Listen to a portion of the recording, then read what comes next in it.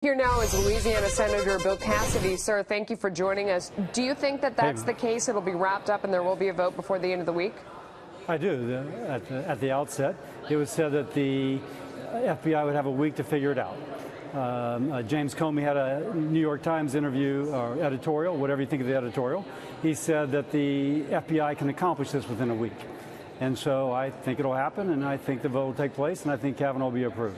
I mean, you already hear Democrats complaining that why are you limiting the time? You know, nothing is going to make them feel good about this process, it seems, in spite of the fact that Senator Flake thought that maybe they'd feel better about the process. But what really counts are those who are on the fence. Lisa Murkowski, Susan Collins. Where do you think they are right now? What are you hearing there?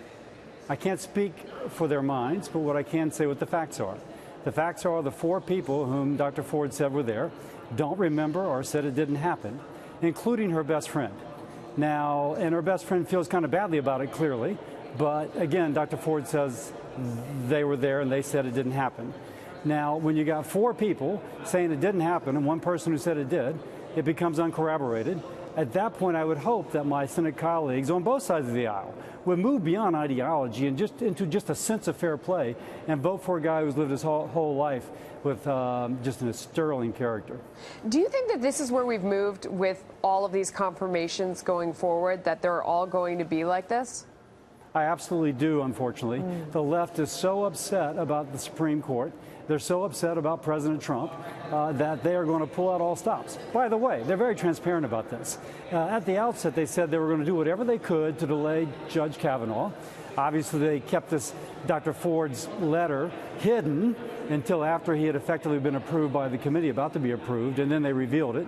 They're going to do whatever they have to delay it. Well, then they hope to take back the Senate, and then if they take back the Senate, they block any Trump appointee. Well, They've been very clear about that. Let me ask you before we run out of time, are you guys going to do it back to their side? Because that was one of the big points that Lindsey Graham made, was that Republicans don't do the same thing to Democrats.